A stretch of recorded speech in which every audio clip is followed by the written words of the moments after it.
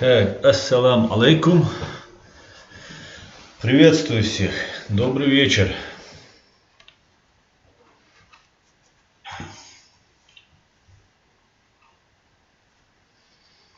Так, я смотрю, звук отличный. Все отлично.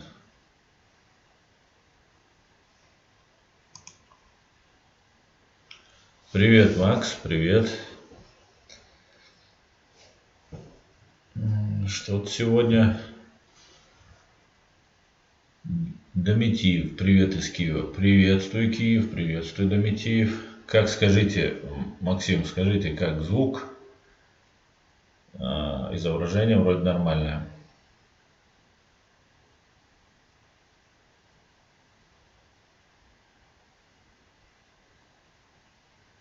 Так, отлично. Так, давайте подождем немножко. Все, спасибо, Максим, спасибо, Дометиев.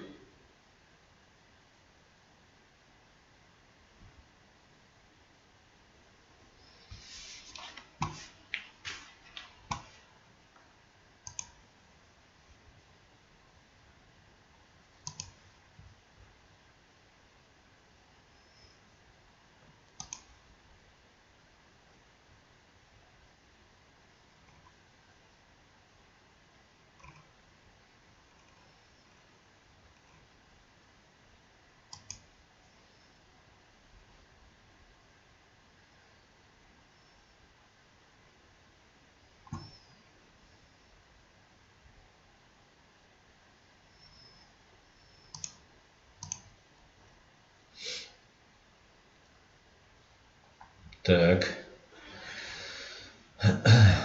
давайте я хотел бы начать стрим с фотографии. Фотографии из Италии 20 марта. Мужчина на похоронах своей мамы. И эта картина, эта фотография вызывает определенные чувства. Вот здесь вы можете видеть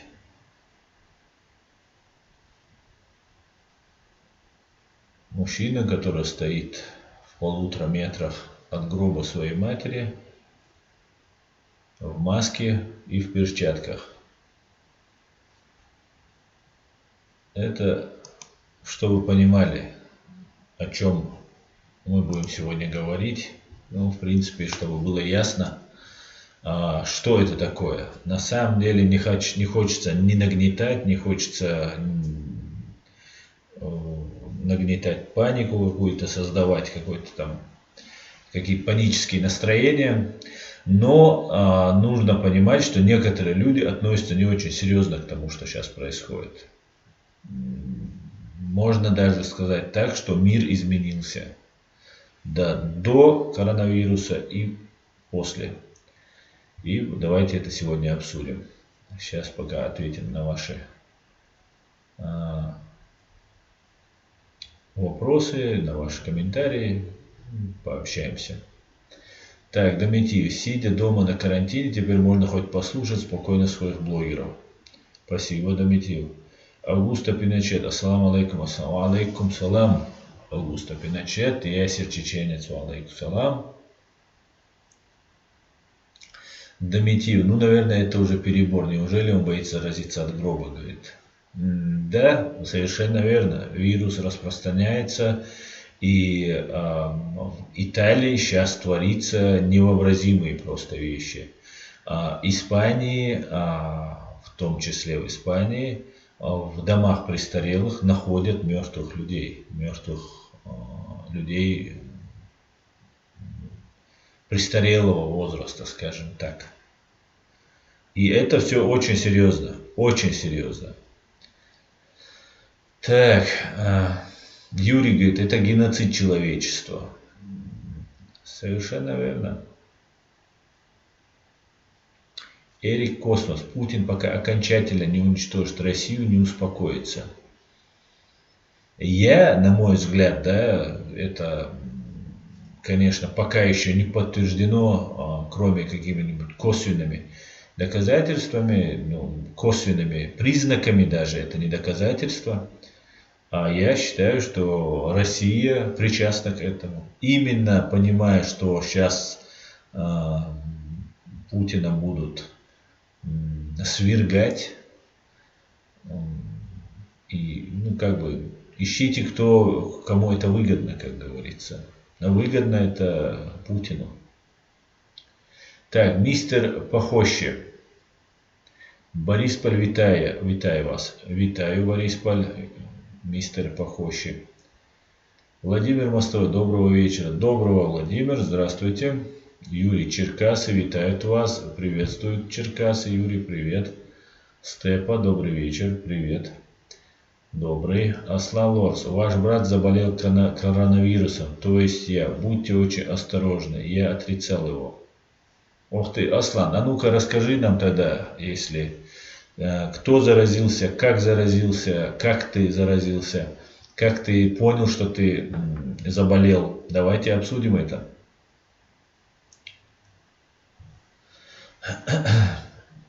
Так, Аугусто Пиночет. Тем, кто курит, бросайте это дело. Для борьбы с этой заразой нужны здоровый легкий иммунитет. Абсолютно верно.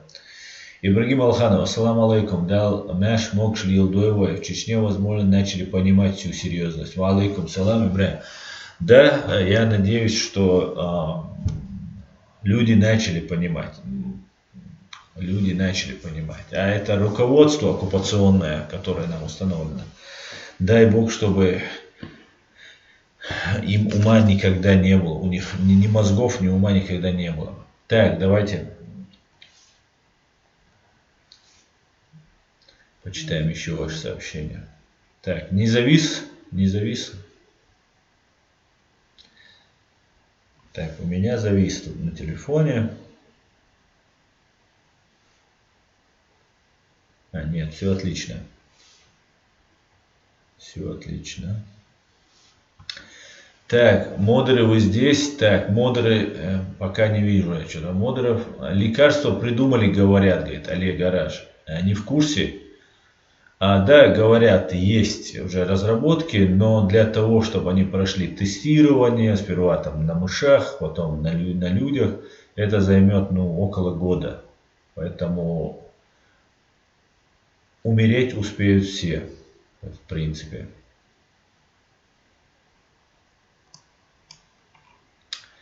Так, Виктор, Аслан, почему вы такое пишете в заголовке? Бумеранг никто не отменял. Да, конечно, бумеранг это мое любимое выражение, и его никто не отменял. И именно это касается русского народа в первую очередь. Потому что русские аплодировали, когда нас уничтожали. И в том числе вот этим бактериологическим, биологическим и другими видами оружия в нашей стране. Вы убили нас 30%. Это раз. Это по поводу бумеранга. И вам бумеранг сейчас вернется. И сейчас хотелось бы сказать, что я в принципе предупреждаю. И мне важно в первую очередь, да, то, что я вот делаю какие-то там заявления, что касается там для России. Конечно же, это в первую очередь я делаю для чеченцев. Потому что, к большому сожалению, так сложилось, что пока русские не станут свободными, нам, чеченцам, очень трудно будет получить свободу. А вы, русские, готовы повесить любого, кто будет ратовать за вашу свободу. Я предупреждаю, давайте начнем с того, почему у меня название «Коронавирус погибнет до 15 миллионов россиян». Так вот, давайте посчитаем просто элементарно, прибегнем к математике, к арифметике. В Италии около 10% заражены. Сейчас чуть-чуть погибают, точнее, около 10% погибают. Заражаются практически все, заразятся практически все. Это дело времени, кто когда этим вирусом заразится. В основном люди преклонного возраста и люди со слабым иммунитетом и в первую очередь легкими будут погибать. Так вот, россиянцев около 150 миллионов, как они сами говорят, или около 140 миллионов. И с большой долей вероятности, с учетом абсолютно никчемной медицины Российской Федерации, погибших будет вот как раз эти 10%. В некоторых местах, в среднем по статистике, погибает от 5 до 6%. Сейчас я вот буквально перед эфиром смотрел статистику, есть в YouTube, есть в прямом эфире количество зараженных, ну, конечно, это приблизительно все. Заражено около 400 тысяч человек, около 400 тысяч. Из них чуть более 20 тысяч уже погибло. Это приблизительно 5, где-то около того процентов. В России 140 миллионов. Из них я могу, зная медицину Российской Федерации, и зная, как вы реагируете, россияне, да, на это, зная о экологии, о том, что люди живут в среднем, да, 65 лет, да, продолжительность жизни в России ниже, чем в Италии и в Германии, ну и других развитых странах. Поэтому я считаю, что вот такое количество людей, вероятно, погибнет. Вместо того, чтобы задуматься над этим, вы мне говорите, вот зачем вы так говорите, зачем вы пишете в заголовке. Я в заголовке пишу то, что мне хотелось бы, чтобы на Кавказе, в первую очередь во временно оккупированной Чеченской Республике, Ичкерия, не было этих жертв. В первую очередь будут погибать взрослые люди, то есть слабые, и больные, и люди преклонного возраста. В зоне риска от 65 лет люди подпадают под зону риска. Я все вам рассказываю, то, что я тут вижу, то, что я тут читаю, наблюдаю и общаюсь тут в Германии. Здесь не скрывают данных, не скрывают факт, по крайней мере, я, по крайней мере, так считаю. И я не уличил никого во лжи. Тут имеется в виду в Германии. И поэтому я вам постараюсь донести. И мы, чеченцы, которые очень заботимся о своих старших, должны в первую очередь ради них постараться всячески уберечься. И я потом дальше расскажу, почему это надо делать. И при всем при том, что мы все заразимся, почему это нужно делать вот сейчас. Для чего нужно вот пытаться обезопасить себя и окружающих. Дальше мы будем рассказывать. Так, давайте дальше. Так, это только у меня все отключилось. Нет, вот у меня сбои пошли. Не знаю, с чем это связано. Пошли сбои. Не знаю, с чем это связано. Может быть, название не понравилось кому-то. Так, Ичкерия, Аслан Ичкерия, ассаламу алейкум, братка. Ва алейкум салам. Мария Тринчук, салам асам, привет всем из Тернополя. Салам, Мария, спасибо, приветствую Тернополь. Приветствую, Мария. Майк Йоха, салам, Фитцикш, Хамдимоги, салам, все нормально. Эрик Космос, так, это не мне.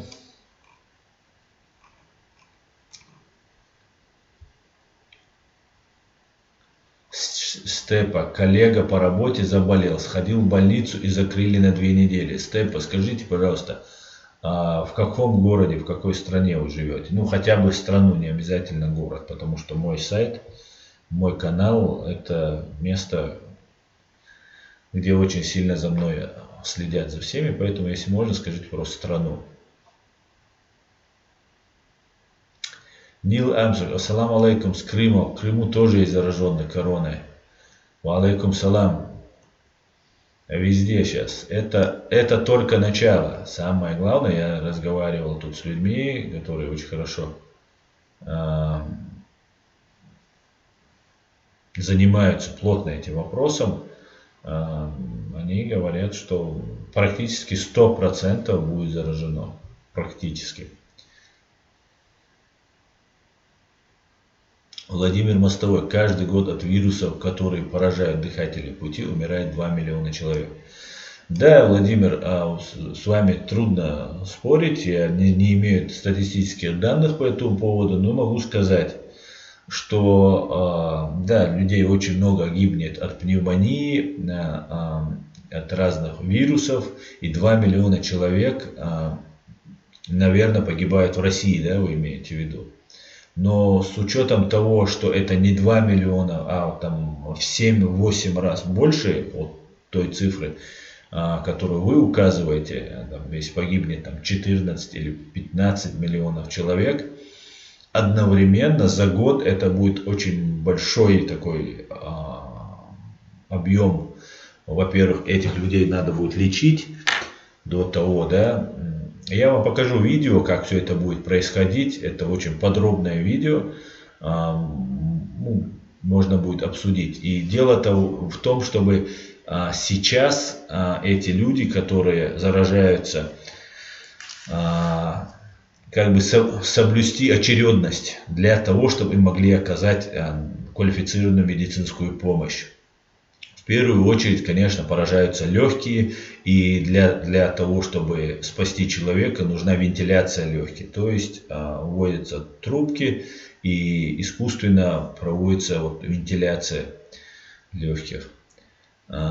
И если 15 миллионов, если 2 миллиона, там, допустим, умирает, как вы говорите, Владимир, за год, а погибнет 15 миллионов в России, то никакая медицина с этим не справится просто. И даже люди, которые бы спаслись, если это будет такой валообразно, да, лавинообразно, если произойдет заболевание, то, конечно же, люди, которых можно было бы спасти, тоже погибнут.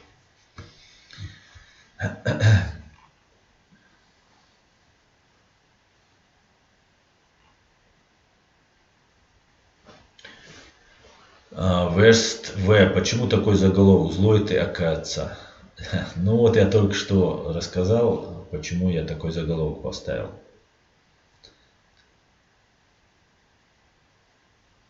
Так, давайте немного перемотаю.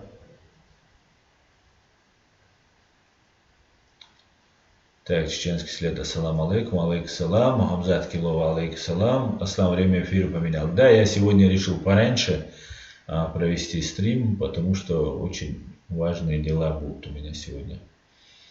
Поэтому решил на час раньше. Аугусто Пиночет. У жителей стран СНГ пофигистски настроены этот вирус. Ходят без масок, здороваются, обнимаются и так далее. С подобной ментальностью будут тяжелые последствия. Люди не осознают этого. Совершенно верно. Алиммирса Абаханов. Ассаламу алейкум. В мире заражено около 460 тысяч. Умерло более 20 тысяч. Только что смотрел, с уважением. Алейкум салам. Да, и приблизительно вот о этих цифрах я и говорил сейчас. Чеченский след. От вируса русист много гибнет людей.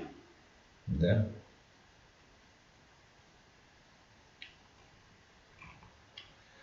Еще одна проблема, которая связана с этим коронавирусом. Он наносит вред легким, что человек может стать инвалидом. Многие, кто переболел, пройдет бесследно, но на некоторых, конечно, то даже не погибнет. У некоторых будут очень тяжелые последствия для здоровья.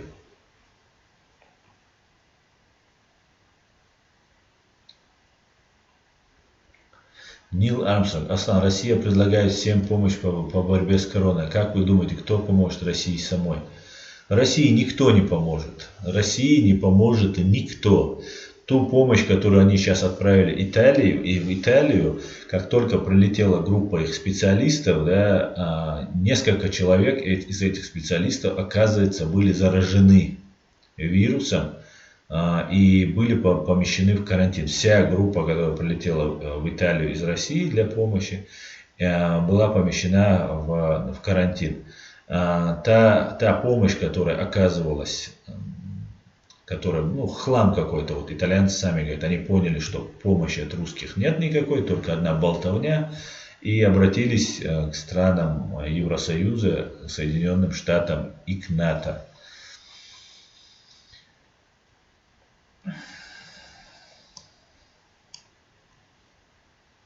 Рамзан Дудаев. Чтобы обеспечить мир от этого и других вирусов, нужно вести одновременно карантин во всем мире, иначе все будет идти по цепочке. Уже поздно, Рамзан. Да и невозможно людей контролировать. Вот люди начинают возмущаться. Вы что? Нет, это неправда. И многие вот тут пишут. Я тут выложил пост в сюжетах, да, или там в сообществе, где американские вирусологи сказали, что борода, которая закрывает, да, нас от маска, которая закрывает, ее надо плотно, она должна быть плотно прижата к лицу, и для этого борода на время эпидемии должна быть сбрита, ну или хотя бы она должна быть вот в этих местах сбрита, а оставлена тут. Так мне столько гадостей пишут. Я тут пытаюсь спасти мусульман, предупредить мусульман, а мне пишут, да ты не мусульманин вообще. Ну просто, как можно таких людей, вообще всех во всем мире ввести в карантин? Просто не представляю. Люди просто на премию Дарвина идут, просто говоря. Так, Адам Ночи, ассаламу алейкум, ассаляму алейкум, салам. Так, Риф, салам Машал, Дума Сарга, Дейлер, салам Машал, Риф, Машуэль. Татьяна Диденко, даже если удастся спасать, то люди останутся инвалидами, без кислородной подушки жить уже не будут. Да, такая информация тоже поступает, а некоторые люди станут инвалидами. Это большое количество. И если исходить из того, что 5%, да, на этом, допустим, остановим эту ситуацию, погибнет во всем мире, если исходить из того, что нас 7 миллиардов на Земле, то, грубо говоря, 350 миллионов погибнет. И около миллиарда станет из-за этого вируса инвалидами. Ну, в той или иной степени инвалидности.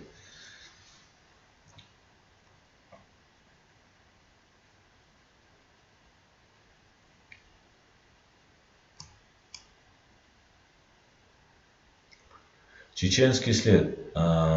Уже сейчас можно прогнозировать до 30 тысяч и выше зараженных людей в Рашке. Так, Адам Грузинский. Ассаламу алейкум. Алейкум салам, Адам Ашволь. Давно начался эфир? Нет, 23 минуты назад начался эфир. Чеченский след. Имбирь кушайте, перетертый с медом и лимоном. Самое главное не то, чтобы... Вот смотрите, мы все пытаемся там найти какие-нибудь там средства, которые нас быстро излечат. Это не совсем так. От него можно только оградиться. Это постоянное мытье рук, постоянное, систематическое, постоянное мытье рук. Ну, я вам покажу видео, и после этого мы обсудим это все. Давайте тогда, долго я вас не буду томить, перейдем к видео. Модыш пока Боучбу скоро появится, наверное. Так, пока модеров нет. Давайте я тогда включу видео. Посмотрим это видео, и после этого можно будет... Я, наверное, не буду его зачитывать, это видео, ну, озвучивать. Или как вы считаете, подождите секунду, как мне лучше сделать? Видео зачитывать, озвучивать, или же достаточно, оно на английском языке с русскими титрами?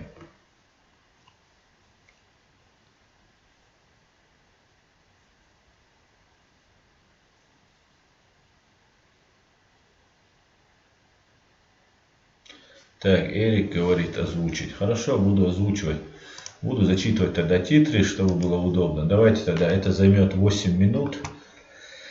Так, пододвинем микрофон поближе.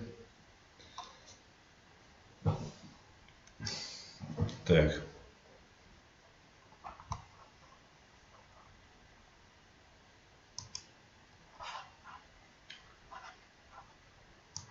In December 2019, В декабре 2019 года the китайские Chinese власти authorities оповестили notified the мир, world that a virus was что на spreading их through their территории communities. Following months, it spread to other countries, в with cases последующий месяц doubling within количество days. случаев удвоилось за This считанные virus дни. is Этот the вирус severe коронавирус acute respiratory тяжелого острого syndrome-related респираторного coronavirus синдрома 2 2. that causes the disease И он called вызывает болезнь, COVID-19 and that названную everyone simply COVID-19, calls но все зовут coronavirus. его просто What коронавирус. actually happens when it Что же infects a происходит, human когда он and заражает what should we организм, и all что с do? этим делать?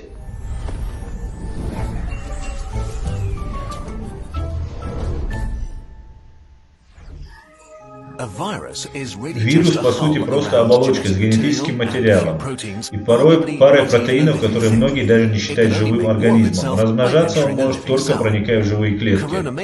Корона может распространяться через поверхности, но мы до сих пор не знаем, как долго она на них выживает.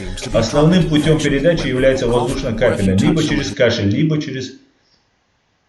Вот у нас опять пропала связь.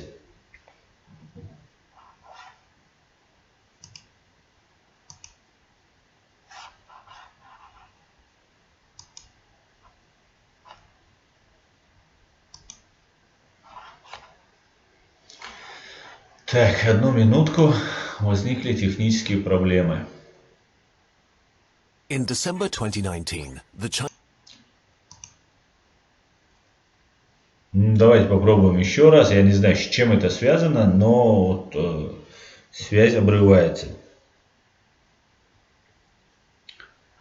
Ну, давайте, да, тогда выключу звук, и с самого начала мы попробуем тогда прослушать тогда это все дело.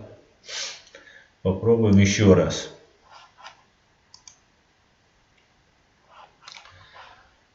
Так, в декабре 2019 года китайские власти оповестили мир, что на их территории начал распространяться новый вирус. В последующие месяцы он попал в другие страны. Этот вирус – коронавирус тяжелого острого респираторного синдрома 2. И он вызывает болезнь, названную COVID-19, но все зовут его просто коронавирус.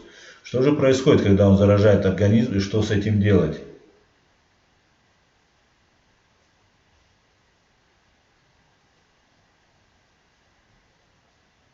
Вирус, по сути, просто оболочка с генетическим материалом и парой протеинов, которые многие даже не считают живым организмом. Размножаться он может только проникая в живые клетки. Корона может распространяться через поверхности, но мы до сих пор не знаем, как долго она на них живет. Основным путем передачи является воздушно-капельной, либо через кашель, либо через прикосновение к больному, а затем к собственному лицу, например, носу и глазам. Здесь вирус начинает свой путь, а затем зайцем проникает глубже в наш организм. Но его главная цель – кишечник, селезенка или легкие, где его воздействие будет особенно сильным. Даже небольшое количество коронавирусов может привести к критическим последствиям. Легкие выстелены миллиардами клеток эпителия. Это пограничные клетки вашего организма, покрывающие ваши органы и слизистые оболочки. Они первые жертвы вируса. Коронавирус присоединяется к особым рецепторам на мембране жертвы, чтобы ввести в нее свой генетический материал. Клетка, не зная, что происходит, исполняет очень простые новые инструкции. Скопировать и пересобрать. Она заполняется всеми новыми и новыми копиями вируса, пока не достигает критической точки и не получает финальный приказ – самоуничтожиться. Клетка, по сути, растворяется, выпуская новые, готовые к дальнейшей атаке вирусы. Количество зараженных клеток растет по экспоненте. Примерно через 10 дней миллионы клеток организма оказываются заражены, и легкие заполняются миллиардами вирусов. Пока что вирус не причинил большого вреда, но корона готова перейти к своему главному оружию – вашей собственной иммунной системе. Хотя иммунная система существует, чтобы вас защищать, без строгого контроля она может быть довольно опасна. Когда иммунные клетки приходят в легкие, чтобы бороться с вирусом, он заражает часть из них, создавая тем самым хаос. У клеток нет ни ушей, ни глаз, и общаются они через крошечные информационные белки цитокины. Они контролируют практически каждую важную иммунную реакцию. Корона заставляет зараженные иммунные клетки кричать во все горло. В каком-то смысле иммунная система впадает в исступление и посылает намного больше солдат, чем положено, впустую тратя ресурсы и нанося вред. Самый большой хаос вызывают две клетки. Первое – нейтрофилы, которые отлично убивают свои цели, включая ваши клетки. Прибывая многими тысячами, начинают уничтожать как врагов, так и союзников. Другой важный тип клетки, который впадает в бешенство – Т-киллеры, которые обычно приказывают зараженным клеткам совершить самоубийство. Запутавшись, они начинают принуждать к самоубийству и здоровые клетки тоже. Чем больше прибывает иммунных клеток, тем больше вреда они наносят, и тем больше здоровых легочных тканей уничтожают. В запущенных случаях ущерб будет необратимым и приведет к проблемам со здоровьем на всю оставшуюся жизнь. В большинстве случаев иммунная система постепенно возвращает контроль. Она убивает зараженные клетки, перехватывает вирус до начала атаки на новый и прибирает поле боя. Начинается восстановление. Большинство подхвативших коронавирус перенесут его с умеренными симптомами. Но многие случаи становятся тяжелыми и даже критическими. Мы не знаем точную статистику, потому что не все случаи были выявлены, но можно точно сказать, что их больше, чем при гриппе. В тяжелых случаях погибают миллионы клеток эпителия, что приводит к уничтожению защитного покрытия легких. Из-за этого альвеолы, крошечные мешочки, с помощью которых могут быть заражены бактериями, которые обычно не доставляют проблем. У пациентов развивается пневмония, дыхание затрудняется или останавливается, и пациенты могут выжить только на вентиляторах. Иммунная система неделями боролась в полную силу, производя миллионы противовирусных орудий, и тысячи быстро размножающихся бактерий ее просто пересиливают. Они попадают в кровь и распространяются по всему телу. При таком сценарии очень вероятна смерть. Коронавирус часто сравнивают с гриппом, но на деле он намного опаснее. Хотя точную смертность в разгар пандемии назвать сложно, мы знаем наверняка, что корона намного заразнее и распространяется быстрее гриппа. У пандемии вроде короны есть два пути развития – быстрый и медленный. Какое будущее нас ждет, зависит от того, как мы поведем себя в начале вспышки. Быстрая пандемия будет ужасной и унесет миллионы жизней. Медленная пандемия вряд ли даже упомянут в учебниках истории. Худший сценарий быстрой пандемии начинается с молниеносных темпов заражения из-за отсутствия мер по его замедлению. Почему это так плохо? При быстрой пандемии большое количество людей заболевает одновременно. Если их становится слишком много, система здравоохранения не может с ними справиться. Начинается нехватка ресурсов вроде персонала и оборудования, вроде вентиляторов. Люди умирают, не получив лечения. И чем больше врачей заражается, тем сильнее ухудшается работа системы здравоохранения. При таком раскладе придется принимать ужасные решения. Кому выживать, а кому умирать. В этом сценарии количество смертей возрастает в разы. Чтобы этого избежать, мир, то есть мы все, должны сделать все возможное, чтобы сделать пандемию немедленной. Пандемия замедляется с помощью верно принятых мер, особенно на начальном этапе.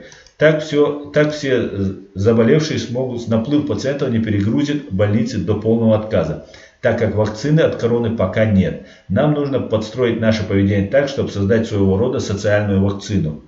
У нее всегда два требования. Не заражаться самим и не заражать других. Хотя звучит банально, но лучше, что вы можете сделать, мыть руки. Мыло на самом деле очень мощное оружие. Оболочка коронавируса по сути просто слой жира. Мыло разрушает этот жир, и вирус больше не может вас заразить. Кроме того, ваши руки становятся скользкими. И механическое движение при мытье помогает удалить вирусы с кожи. Чтобы мыть руки правильно, представьте, что вы только что резали острый перец, и вам нужно срочно ставить контактные линзы. Еще один аспект – социальное дистанцирование. Это очень неприятно, но очень важно. Оно означает никаких объятий и никаких рукопожатий. Если можете остаться дома, оставайтесь, чтобы защитить тех, от кого зависит работа нашего общества, от докторов до кассиров и полиции. Мы все зависим от них, и они зависят от нас, чтобы не заболеть. На глобальном уровне вводятся карантины, которые могут иметь разные формы, от запрета путешествовать до приказов сидеть дома. Карантин не самое приятное и уж точно не самое популярное событие, но он выигрывает нам, исследователям, работающим над лекарством и вакциной, очень важное время. Поэтому, если вас посадили под карантин, вы должны понять причины и уважать это решение. Веселого во всем этого мало. Но глядя на ситуацию в целом, это совсем небольшая жертва. То, как пандемия заканчивается, зависит от того, как они начинались. Если они начинаются резко и быстро, конец всегда прискорбный. Если они начинаются медленно и постепенно, все заканчивается не так уж и плохо. И в данный момент все действительно в наших руках. И буквально, и фигурально.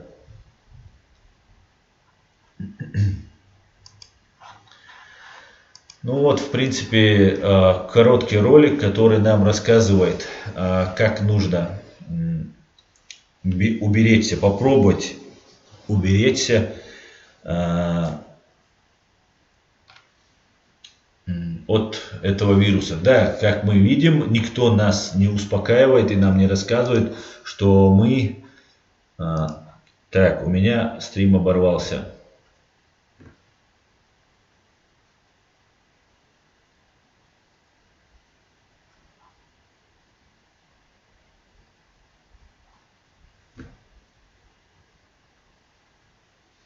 Ну, я не знаю, что это, с чем это связано. Меня видно, слышно.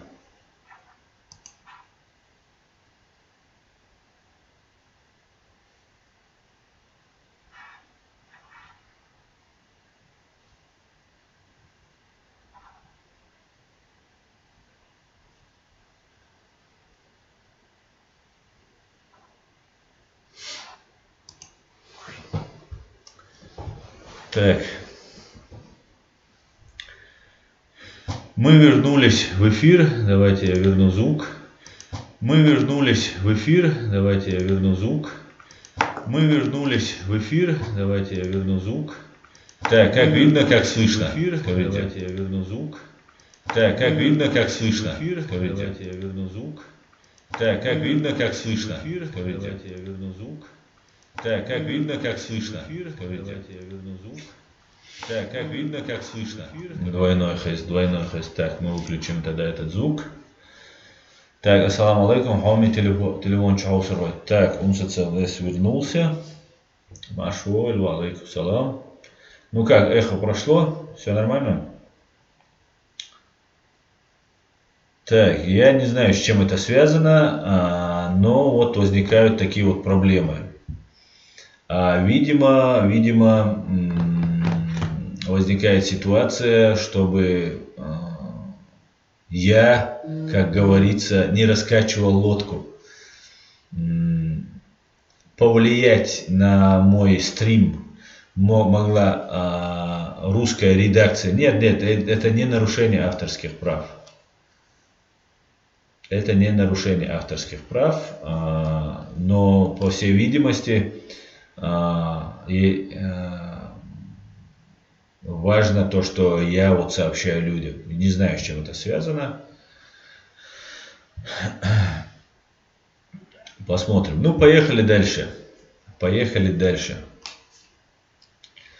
Эрик Космос. Люди гауляйтеры Чечни тебя банят. Нет, у людей гауляйтеры Чечни нет таких возможностей. Мне вот эту проблему создать может только русский офис Ютуба, который находится в Москве.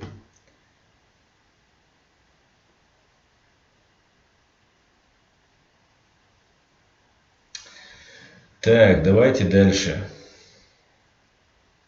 Возникают вот такие вот проблемы. Так, ну ладно. Адам Грузинский. Аслан, видел совещание Даудова в Шалях. Теперь из-за вируса, которого нет в Чечне, засветились российские чиновники. Все закрыли от ресторана до парикмахерской. Да, вот я не видел вот это их совещание, но я понимаю, что вот теперь они поняли, что все серьезно. Все серьезно. Всем добрый вечер, говорит Наталья. Приветствую, Наталья.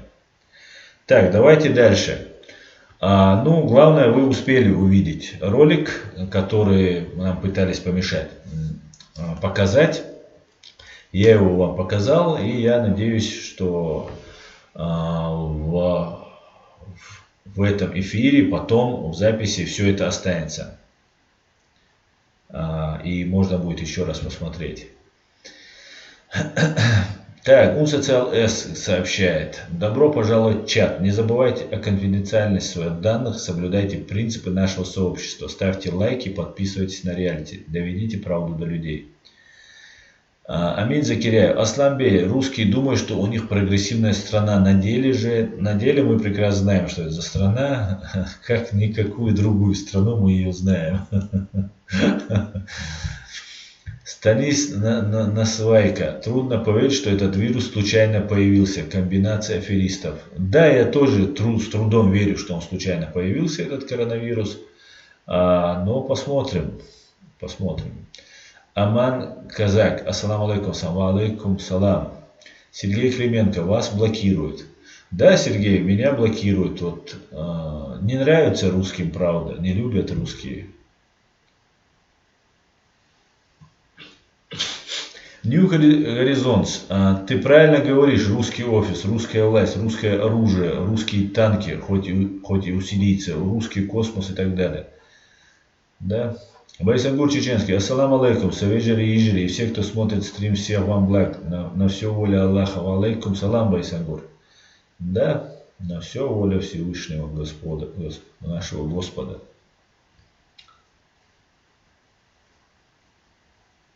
То видео про вирус на канале нашего брата Чеченский след. Да, но я его взял, мне его прислали, я его взял не с канала Чеченский след, я его взял, мне его прислали на WhatsApp, я его загрузил на свой другой аккаунт, и вот вам его продемонстрировал.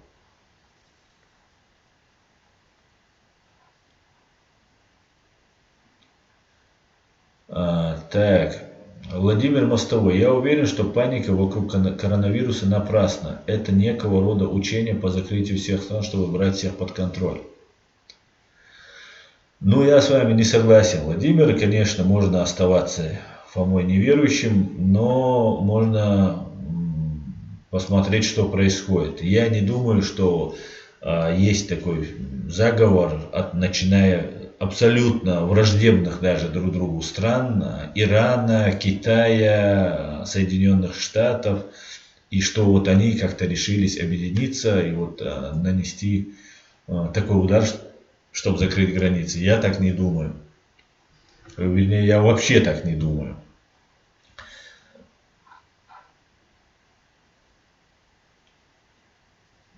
Россия прогрессивна только в терроризме, говорит New Horizons. Абсолютно с тобой согласен, New Horizons.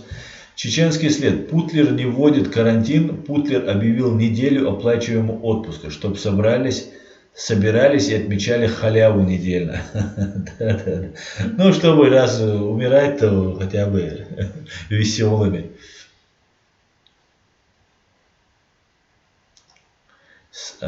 Станис Насвайка. Все-таки самое интересное, похоже, начнется после выборов в США. Возможно. Как найти? Это против глобализации, Имха говорит. Да, кстати, это немного противоречит глобализации. Закрыть границы. Так, Дух Свободы. Аслан, как ты думаешь, этот вирус на пользу в настоящее время для Путина и путинистов? Ну, это очень хороший вопрос. Давайте рассуждать там логически.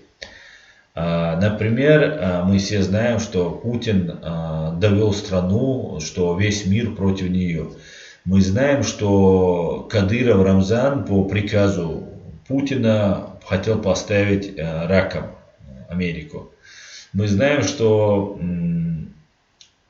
Киселев на своих новостях рассказывал, что радиоактивный пепел они превратят. Мы знаем, что сам главный террорист, главная сука России, Путин, обещал, что все сдохнут, а они попадут в рай, что если не будет России, то есть Россия это Путин, Путин это Россия, да, за всю историю России мужиков на России не рождалось, пока Путин не родился. И как только Путин умрет, то и мужиков больше не будет, если его логике следовать. Что если не будет России, что зачем нам весь мир, он говорит. Это первый пробный шар, который запускает, на мой взгляд, да, если исходить, кому это выгодно, запускает Путин, и дальше скажет, а я могу еще что-нибудь применить. Я могу применить еще больше. Да? Вот вы видели, он в халате, вот там в защитном халате пришел, защитился. Он говорит, я могу защититься. Я могу защититься. А можете ли защититься вы? Вот вопрос. И у меня как бы больше склонности верить, да, больше процент, если можно так сказать, тому, что все-таки это дело рук России, Путина.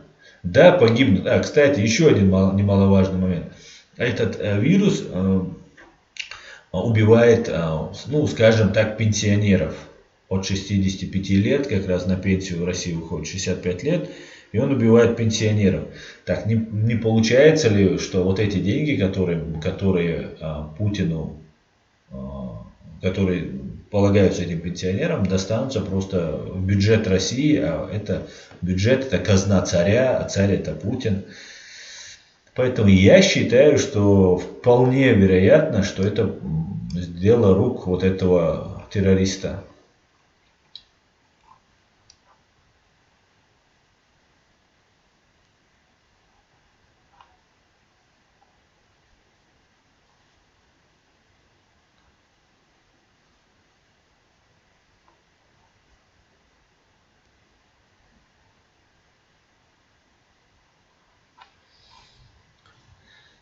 И еще очень важный момент, да, перечисляю все, может я еще что-то забыл, напомните, если я забыл. Этот коронавирус, который сейчас распространяется, может ли человек в здравом уме совершить, да, ну, весь мир взять и вот так заразить этим вирусом? Может ли? Ну давайте тогда посмотрим, может ли этот человек взорвать свои же дома, своих же женщин и детей. Потом может ли он стирать населенные пункты, сжигать людей, убивать там десятками, сотнями тысяч. Да? Может ли он начать войну против братской, как он называет, там, братской страны? Может. Может. Этот мерзавец все может.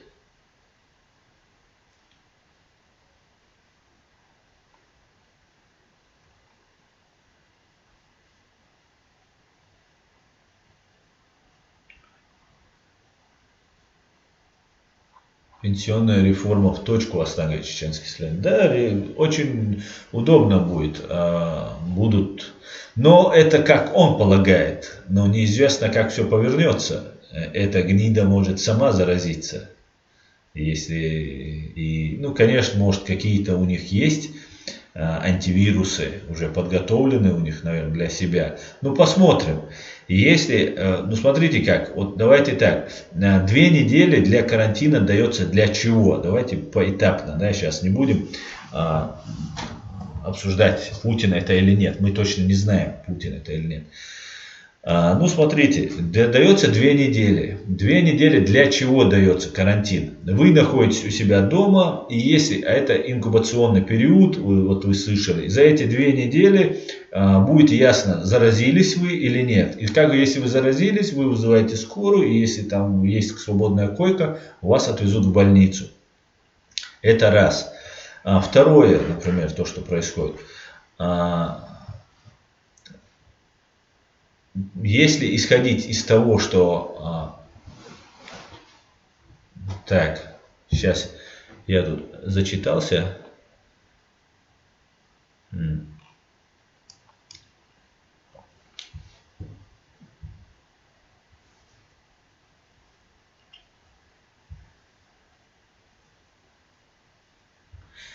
Как найти, я с тобой не согласен.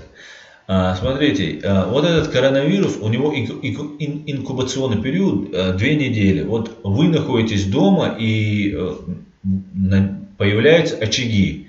Вот вы 2 недели находились, все, вас можно уже начать потихонечку лечить, вас можно вывозить. Именно для этого вот эти 2 недели мы должны находиться дома. Это через 2 недели появятся симптомы и будет понятно, заразились мы или нет. Дальше. Это не значит, что на этом все заканчивается. На этом это только начинает еще сильнее, да, развиваться и расти начинает. Зараженные начинают, их становится все больше и больше. Соответственно, дальше это уже гибель людей идет, дальше это инвалидность. Да, если человек умер, то это еще, как говорится, не знаю, как это можно сказать, это полбеды даже, да, в этом случае для государства. Есть люди, которых будет намного больше, чем погибших, но которые пострадают, да, у которых будет, которые получат инвалидность, которые будут заражены этим вирусом и которым нужно будет то же самое медицинский уход. И надо понимать, что это инфицированные люди.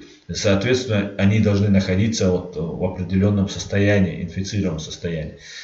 И я вспоминаю слова Джохара Дудаева всегда. До невероятных масштабов, до гигантских масштабов, если вот это зло не остановить, там в Чечне, до невероятных масштабов разрастется. И я считаю, что вот этот невероятный масштаб уже начался. И они нас будут дальше травить и убивать. И как говорится, я не я, там, это не я, короче говоря. Будет так. Да, я вот тут отвлекся на то, что говорит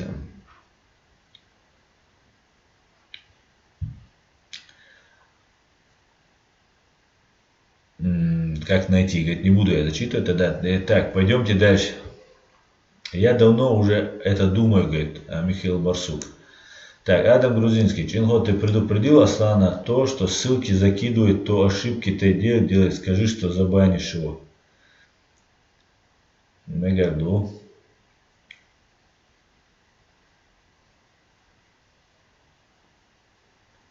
Так, давайте дальше.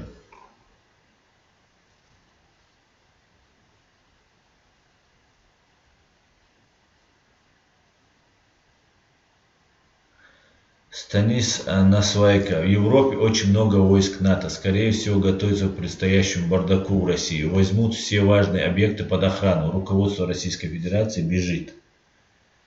Убежит. Не знаю. Силен Шадов. Салам Аслан. Смотрели интервью 22-го? Так. Я этого военного преступника Альфреда Коха не смотрю вообще напрочь. Это преступник, соучастник геноцида чеченского народа. Альфред Кох, проживающий тут в Баварии, в Германии, является соучастником, пособником геноцида чеченского народа. И чеченский народ обязательно его за это спросит. И никуда он не денется. Нет, я не смотрел этого преступника. Чеченский след. Возможно, это коронавирус создан искусственно, но для этого нужно сделать вакцинацию населения той страны, где его создали. Вакцинация населения возможна через водоснабжение. То, что вот есть данные, что это искусственный, что это военный штамп, или как он называется, это искусственно созданный, говорят. Пока вот информация, мы только можем гадать.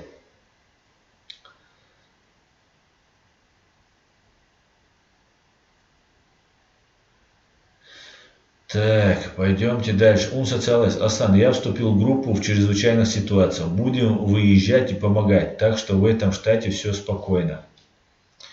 Отлично. Отлично.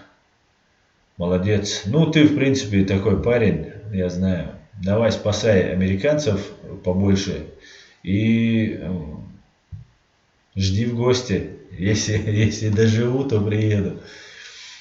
Так.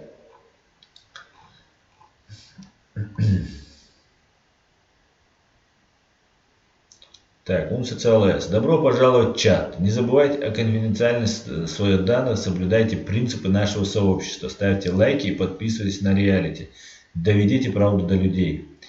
Адам Грузинский. Я же придерживаюсь той теории, что Путин годами распространял вирус через нефть. Но вирус был не в режиме спячки, а в определенный момент начал импорт нефти с тем компонентом, что возбудил вирус.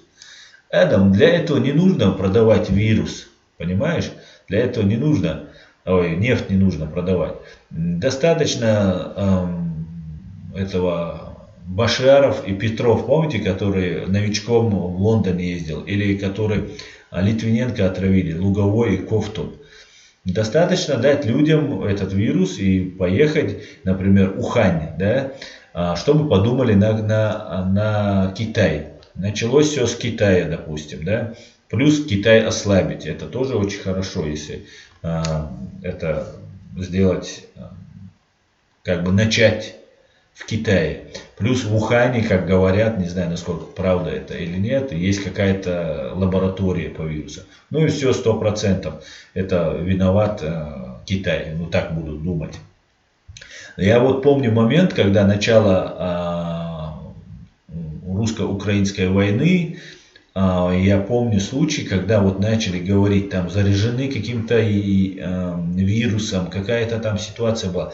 Год или где-то или полгода после начала войны это было. Вот, не помню точно дату. И тогда как раз, видимо, хотели запустить, что вот оттуда пошел вот этот вирус. Но потом все улеглось, затихло и прекратилось. Не знаю. Как найти? В любом случае, Асан, я оправдываю такого муджахеда.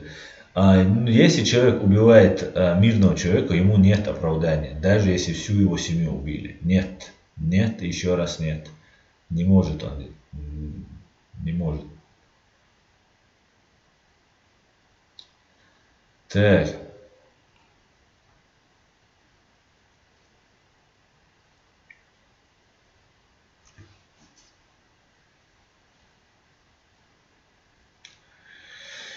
Так, Адам Грузинский. И с газом тоже можно сделать то же самое. Ведь Китай без всяких объяснений закрыл силу Сибири. Адам, не нужно это все. Достаточно одного, двух, трех, там, 5 человек, которые будут там специалисты, вирусологи, их отправить.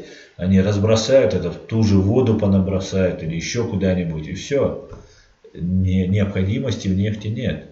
Если бы это была бы там как-то в нефти, еще надо, чтобы не погиб этот вирус. Он определенные дни только может там находиться, часы даже. Евгений 999. Аслану Шламот. Конечно, нужны доказательства, но с вирусом тот случай, когда доказательств нет. Но все прошлое поведение, стиль действия и выгодополучатель явно указывают на того, кто за этим стоит. Да, совершенно верно. Шалом, Евгений, приветствую тебя. Да, совершенно полностью просто согласен с твоим выводом. Выгодоприобретатель, да, является, я как вижу, Путин. Не Россия, не путайте, русские, не путайте. Не Россия, не русский народ, да, а является именно Путин. Так, УМСОЦЛС, иншаллах, доживем, говорит Астан. Да, ну ладно, доживем. У нас большие планы. Нас ждут великие дела. Ты не забыл ведь, да? Так. УМСОЦЛ, возьми у Аслана мой WhatsApp. Есть дело есть. Все, бизнесмены, тут уже коронавирус. Вы ни машины, ничего не отправите. Нет, чеченцы будут зарабатывать деньги. Так. Роман Воеводин, как ты думаешь, когда сдохнет Путин? Роман, не знаю.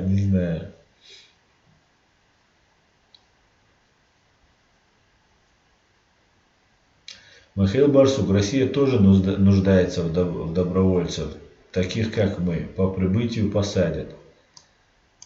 Так. Лунный свет. Под шумок коронавируса многие нехорошие дела постараются путинисты пропихнуть. Людям будет не до этого, а когда кинуться, будет уже поздно. Будем внимательны. Аслан Лорс, Аслан, почувствовал недомогание на тренировке. Сначала горло, потом сухие кашли, потом все живое. Но самое ужасное, это трудно дышать при очень быстром сердцебиении. Как сейчас у тебя, да, маршал Дойль, Аслан Лорс? Как сейчас состояние? Какой ты сейчас в больнице находишься? Заразил ли ты домочадцев, кого-нибудь из дома? Так, леди пришла к нам. Как давно эфир начался? Ровно час назад, леди. В 8 часов начался эфир. Так. Алды. Путин соскочил заразной Москвы в Валдай. Ну да, или в Валдай, или где-то прячется, короче говоря. Сбежала, сука. Как найти? Основа, да, маршал Дойль, через сколько дней после первых симптомов стало трудно дышать? Ответь, а то все-таки важно узнать от человека. Так, социалес, 6 дизлайков поставили агента или Путина, который не хватает зарплаты и вот таким образом подрабатывает. Утро на построении покажут скриншоты командиру. Елеушу килой. Уже 8. 8. Так, Руслан Серебряный. Аслан, когда уйдет Российская Федерация с территории Чечни, нам нужно будет использовать же терминологии для разных структур государственности. Нам нужно убрать русский лексикон. Но как же без него нам первое время? Руслан, название есть и в нашем чеченском языке, в принципе, полно разной терминологии. Но для этого, я не знаю, что тебе ответить. Будем заменять другими словами. Так, Владимир Рабинович, шаломчик. Салам, Владимир. Как найти? Аслан, мы понимаем, что тебе не до нашего вопроса. А если можешь, ответь, пожалуйста. Ага, это он Лорсу говорит. Аслан Лорсу говорит. Мы понимаем. Да, Лорс, если ты можешь, пожалуйста, ответь мне. Да, маршал дуэлом. Да, Ули Юэль Хуна Моссонена. Так. Дометиев сообщил, что в Италию едут медики из Кубы. Это будет такая же помощь, как из России. Не знаю. Я думаю, в Кубе получше дела обстоят, чем в России. Байсангур Чеченский. Я за месяц карантина съел столько чеснока, за последние 7 лет столько не ел. Правильно, чеснок, он укрепляет иммунитет. Чеченский след. Сейчас идет принятие новой конституции Рашки, возведение на престол фюрера Путлера. Да? Лунный свет. Саудины цены на нефть опустили, теперь от Путиных Патрушева можно ожидать террористических взрывов, связанных с нефтью. Ну и компромат на саудитов выкинуть, чтобы рассорить. Да, но нефть опустилась сейчас, а коронавирус он начал бушевать в Китае уже с конца прошлого года.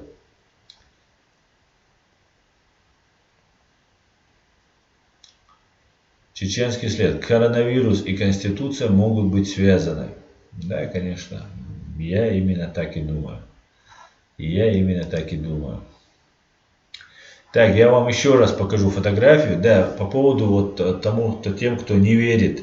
Смотрите, в Италии уже в некоторых местах, в некоторых небольших городах не могут люди, похоронные агентства, фирмы справляться с кремацией. Сейчас в Италии очень много людей кремируют, то есть сжигают тело умершего.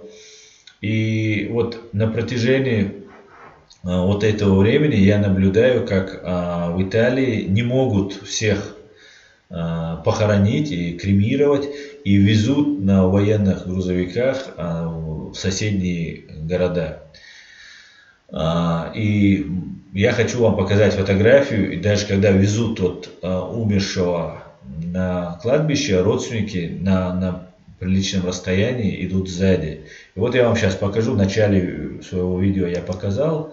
Вот здесь вы видите фотографию, где сын стоит у гроба своей матери во время похорон службы 20 марта, как здесь написано. И человек в маске, в перчатках, и стоит не может подойти попрощаться со своей матерью. К большому сожалению, вот такие вещи нас ждут.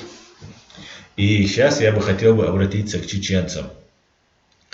Для того, чтобы избежать последствий, мы должны всячески, во-первых, полностью оградить наших родителей.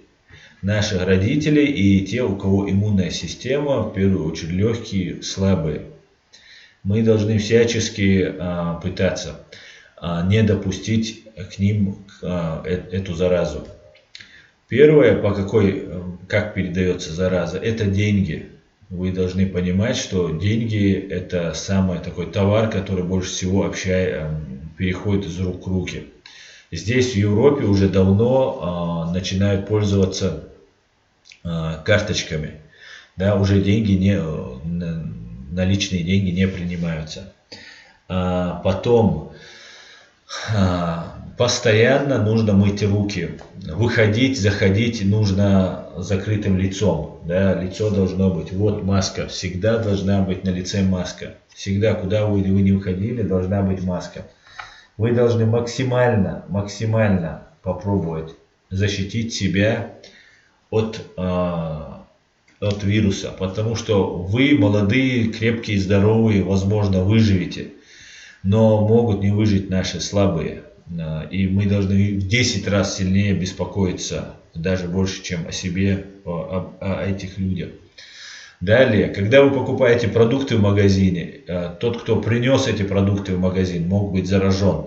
Тот, кто привез эти продукты, мог быть заражен. Тот, кто расфасовывал, упаковывал, мог быть заражен. Да, для того, чтобы эти продукты попали на прилавок, они проходят через десятые руки. Соответственно, все, что вы приносите в дом, должно быть сперва там снято с них пакеты, сперва полностью обезопасено, обезопасить нужно будет. И вот только после этого можно будет уже там давать продукты нашим взрослым. Ну вот, в принципе, как тут говорят, я вот пытаюсь вам сообщить. Так, давайте отвечаю еще на ваши вопросы. Так, Байсангур, чеченский. Асан, как ты думаешь, цены на промышленные товары квартир упадут или устоят? Я думаю, цены упадут. И на квартиры, и на недвижимость цены упадут. Это только начало. Самое главное, надо понять, это только начало. Многие еще не понимают, что происходит. И когда начнется, может начаться массовая паника. Люди начнут очень сильно паниковать. Конечно же, опять же, да, если только взять Россию, где погибнет около 15 миллионов человек, то, конечно же, как говорится, и жилплощадь освободится.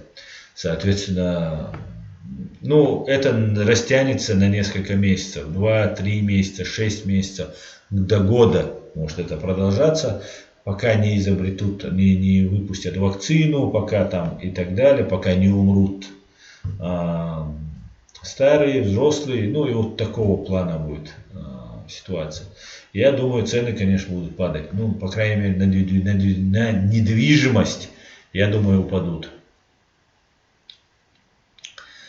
Так. Байсангур, чеченский. Денег вообще нет у Аслана. Да, это распространенный вирус. Леди 1974. Почему так рано начался эфир? Я не получила оповещения. Да, кстати говоря, по поводу оповещения. Я сегодня решил пораньше начать, чтобы пораньше, там, мне дела нужно будет закончить.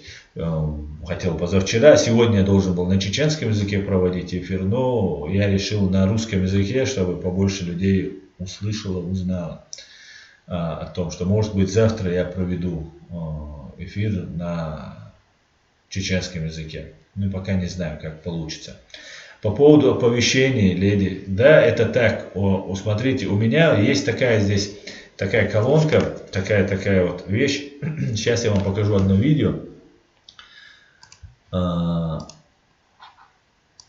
Одну минуточку. Это, возвращаясь к тому, у меня убираются подписчики. Я это в прошлом своем стриме сказал, пожалуйста, кого убрали из подписчиков, пожалуйста, напишите, что вас убрали. 2 человека мне уже написали. Один 2 раза его с подписки убирали, одного 1 раз убирали. И такое вот было. Вот я вам хочу показать одно очень интересное видео. Это видео, вот это видео, которое я вам сейчас покажу, оно было у меня, оно 10 секунд это видео, оно было у меня в сообществе. Так вот, вчера на нем было 4000 просмотров. Сегодня утром, когда я проснулся, там было 2500 просмотров. И вот его надо просто увидеть обязательно вам всем. Сейчас, одну минутку.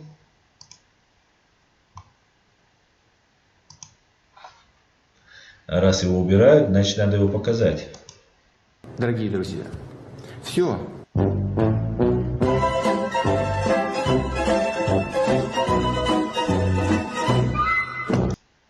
Еще раз. Дорогие друзья, все.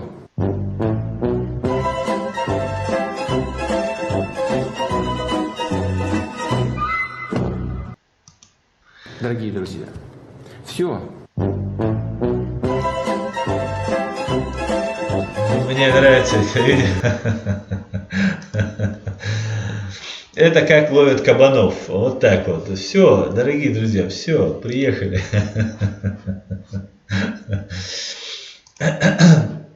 Вот такие вот дела обстоят. Вот это видео у меня было вчера. Вот я не сделал скриншот, к большому сожалению. И почему я запомнил это видео, что там столько-то? Там было 3999 или 96. Вот такая цифра была. И я думал, 4000 просмотров. Вот у меня в голове эта мысль осталась.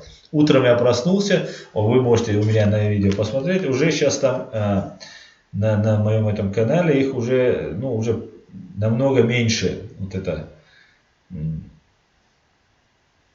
сюжеты. Вот сейчас я гляну. У меня тут не показывает, потому что это с другого аккаунта я тут захожу. Короче говоря, оповещения, убираются лайки, убираются подписчики, что еще? Постоянно меня досят. Вот сейчас вы видели, обрывалось у меня видео. Такого плана. Причем, если кто-то может сказать, что это было из-за того, что я показал вот это видео, где про коронавирус. Нет, это не так, потому что зависание, проблемы начались еще до того, как я начал показывать это видео.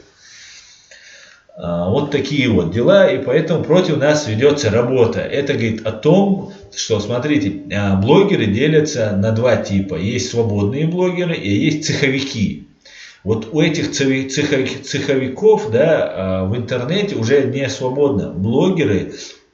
Много блогеров, которые целенаправленно используются для того, чтобы использовать общественное мнение. Так их и называют. Лидеры общественного мнения блогеров. Ломами их называют. Лидеры общественного мнения. Так вот, у кого там 300, 400, 500, 600 тысяч, миллион подписчиков, эти люди чаще всего, не всегда, конечно, далеко не всегда, но чаще всего являются цеховиками. И там есть определенные моменты, по которым можно определить, цеховик или нет. В первую очередь это отношение к власти, как он относится к этой системе, к террористической банде ФСБ. И есть еще моменты, мешают ли им в их деятельности. Вот так вот, мне мешают все время. Так что вот, ребята, делайте выводы. Делайте выводы. Так. Поехали дальше.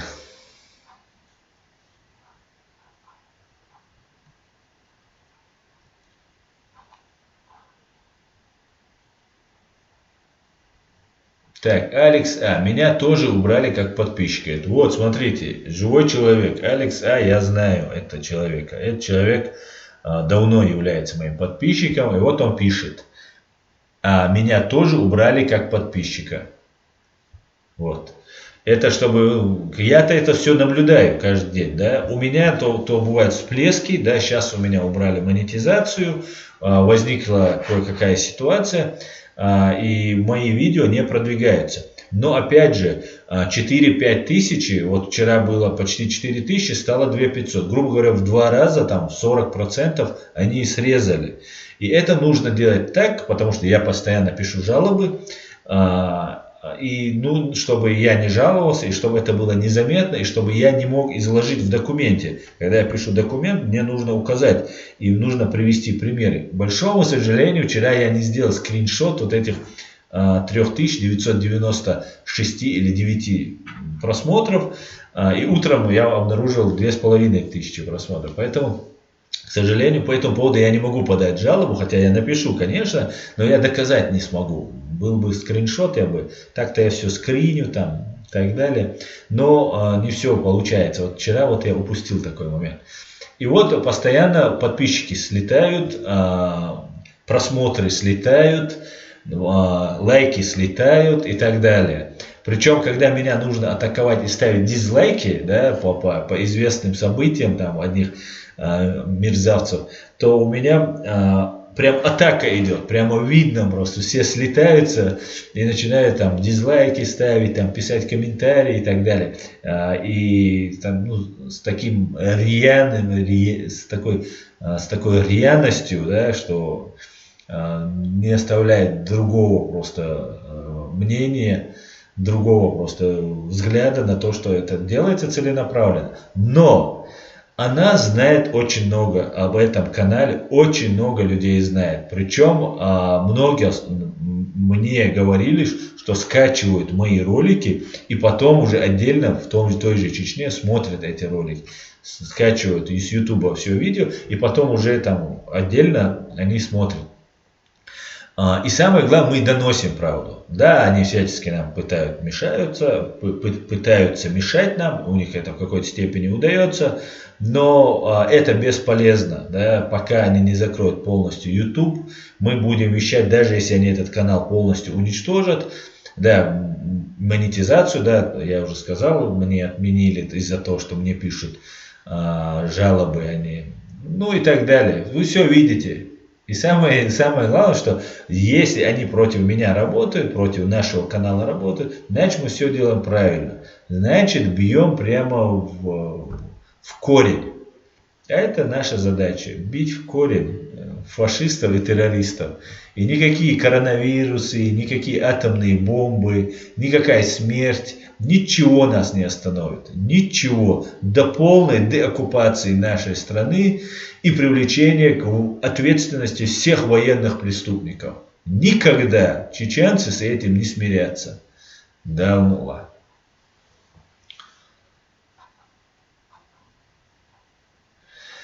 Так, Байсангур Чеченский, я почему спросил? Дело в том, что у нас дома люди, им не надо, нахватались квартир земли и гордились. Да.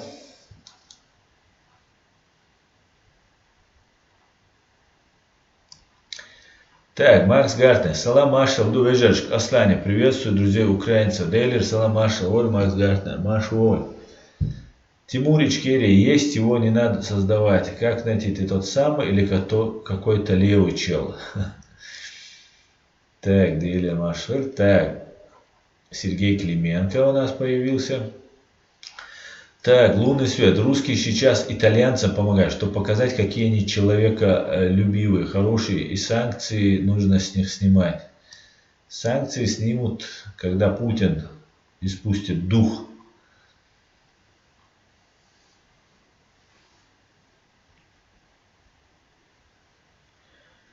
Так, чеченский след. На неудобные видео они снижают и просмотры, и лайки. Есть такое. Леди 1974. Деньги давно хотят убрать. Впереди нас ждет чипизация. Производитель 100% будем управляемы. Чего они, злодеи, давно желают? не знаю. Я вообще не сторонник вот этого мирового заговора, потому что мировой заговор, он провалится из-за того, что люди не могут договориться. Не может такого быть. Ну не может просто. Чтобы вот все противоборствующие страны были заодно. Да, есть бесовщина, аузубилля. Есть, я верующий человек, я знаю, что есть Господь. Если есть Всевышний Господь, значит есть и сатана, которого он указывает, о котором говорит.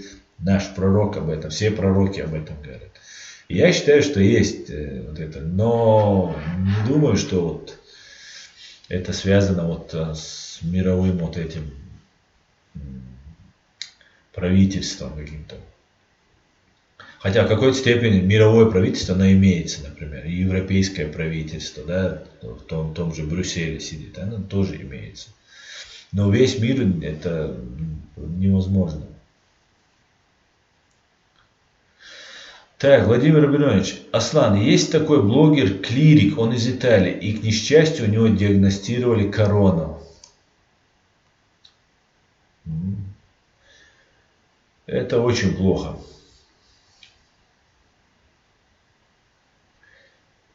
Иса Азимиса. Ассаламу алейкум всем. Цены на КВ, что интересно, повышаются на киловатт. И никак не поддают, даже на машины цены подняли. Сергей Клименко, слава Ичкерии, героям слава, Сергей.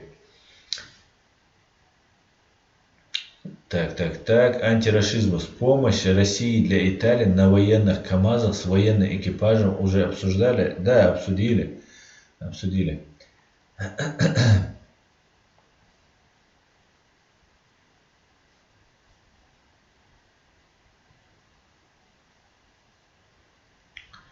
Чеченский след. А мы докажем, что дома взорвали ФСБ. Чеченцы к этому не причастны. И мы докажем. Да, нам бы русским бы доказать. 140 миллионов русских, их женщин, детей взрывают, и они молчат тут в трубочку. Я что-то не вижу такого вала русских, которые рассказывают, что 20 лет назад Путин пришел к власти, взорвав своих женщин и детей. Мы рассказываем про своих, а они почему-то молчат. Я не знаю, что это за русские. Есть националисты, патриоты, военные, ФСБ, МВД, генералитет разный. И всем по барабану. Они какую-то великую Россию с Путиным спасают. Просто я удивлен. Так, ассаламу алейкум, Асламбек Тутаев к нам вернулся. Дух свободы победит дух рабства. Да, Алмула, алейкум салам. Так. ДТЛ Франция. Почему синагога не закрыли, а мечети и храмы закрыли? Я не был в синагоге, не знаю, закрыли ее или нет, но я думаю, логично будет, если ее закроют.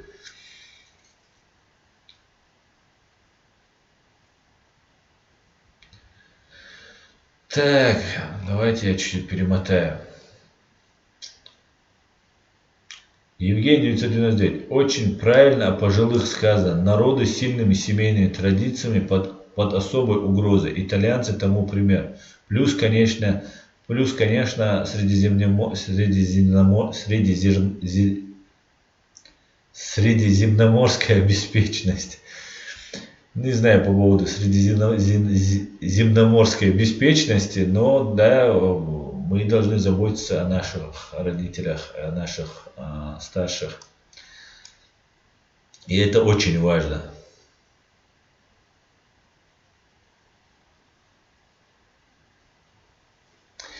Так, Maybe говорит, гидроксихлорохлорихина, азитромицина против нового коронавируса. Описание приведено в журнале. Да, но ты говоришь тут SARS-CoV-2, да? По-моему, по-другому называется этот. Ну, я не знаю, я не специалист. Я буду только рад, если быстрее найдется вакцина и много людей спасутся.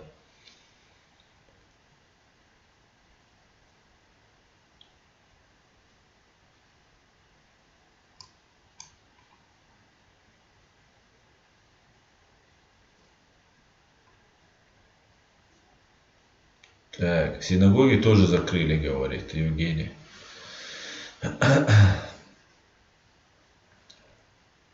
Ну, это логично. Я призываю ковид, да, он называется COVID-19. Я призываю всех, ну, ладно, не буду сейчас вам ничего говорить, но я могу напомнить, сказать, что тут в Европе, тут в Германии, например, по-моему, в Австрии тоже, мечети пятницу пока закрыты. Вообще скопление людей, это не важно, религиозное, нерелигиозное. Кстати, борода тоже, вот я как еще раз говорил, пожалуйста, ваша безопасность в ваших руках. Ничего постыдного нет. Вот все, вот, кто с этими бородами ходит, да, вы будете переносчиками. Я тоже люблю бороду, мне тоже нравится борода. Но при всем при этом это не имеет никакого отношения к религии. Никакого отношения не имеет к чему-либо, кроме как вот сегодняшней вот этой эпидемии. Вот именно поэтому я говорю. Нужно, да, мы же помним, когда заходили русские оккупанты, как мне рассказывали наши реальные воины, рассказывали, как рекламные, которые здесь Европу заполонили, и мне пишут комментарии, или кадыровцы, которые тоже любят носить бороды. Когда лежала желтая, черная, белая, там бороды лежали, вот у речки сбривали и оставляли. Да, оставляли бороды. Поэтому это также опасно, но только еще для ваших родителей и старших родственников. Поэтому делать вывод, конечно, вам. Мое дело предупредить. Мое дело предупредить.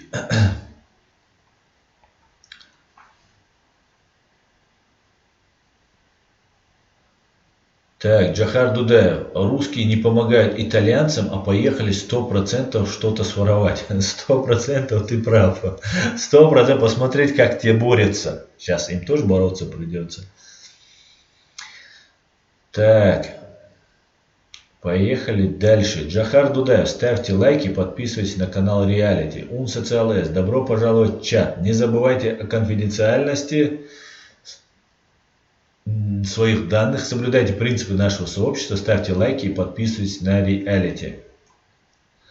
Адам Грузинский. Я знаю одно, с развалом РФ во всем мире наступит мир, ибо никто не будет травить народы друг друга против во всем мире. Да, не будет натравливать, да, народ друг на друга. Да, совершенно верно. Совершенно верно. Анзор Рино, Путин это вирус, да?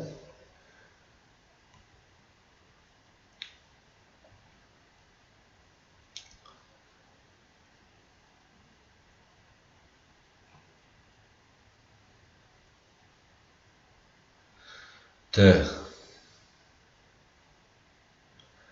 Михаил Барсук. 122 тысячи уже заражены в России. Только что последние новости. Ничего себе. Я этого не слышу. Нет, это в России ты сейчас не узнаешь, Михаил. Это невозможно просто узнать. 122 тысячи или там 12 миллионов заражено. Это невозможно узнать. Потому что не проводятся тесты. Нет тестов, значит, непонятно из-за чего. Так, Reality French English. Машволь Аслан. Ассаламу алейкум. Россия отправила свои вирусологи в Италию. Зачем итальянцам помощь от России? Ну, думали, что помогут там, да, когда у тебя большие потери и в критической ситуации каждый человек, каждая помощь, любая помощь, она бесценна. Но там, как говорит Джохар Дудаев, здесь у меня сейчас написал, что скорее всего что-то украсть. Видимо, как борются, узнал, поехали. Ну, попали в карантин. Владимир Путин к нам зашел. Какой один раз убрали? У Сеня вообще канал рубанули за то, что я тебя часто комментировал. У меня вообще канал рубанули за то, что я тебя часто комментировал. Путин, твой канал не могли убрать за то, что ты меня часто. Тем более ты не часто, Вовчик. Евгений 999. Нынешний режим Российской Федерации сейчас подобен загнанный в угол крысы, а грызун в такой ситуации обычно атакует. Да? Так, Аслан говорит, Адам Грузинский. Знаю, что меня сейчас возненавидят. Время, Аслан. Да, точно, время. Хорошо. Черемса защита, ешьте черемшу. Влад Степиш, ассаламу алейкум, алейкум салам, Влад. Брат за брата, альхамдулилля, ассаламу алейкум, ассалам. Как думаешь, почему вообще начали этот коронавирус? Мы, алейкум салам, мы об этом говорили очень, какую-то часть в эфире, я говорил об этом. Я, не знаю, почему начали, если это начали искусственно, если это дело рук человека, то это дело рук русского человека, в первую очередь Путина. Поэтому не знаю. Давайте на этом закончим.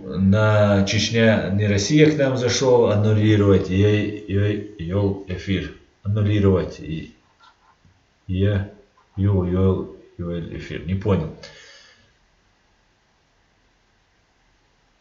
Аннулировать Юли эфир был. Понятно.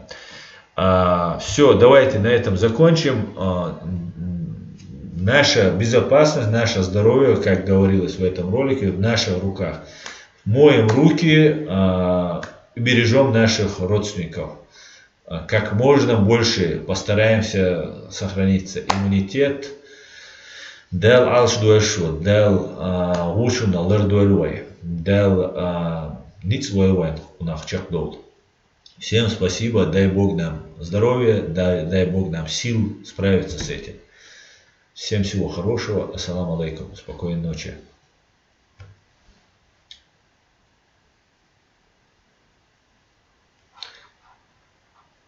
Так, вот это вот заблокируем. И все. Все. Пока.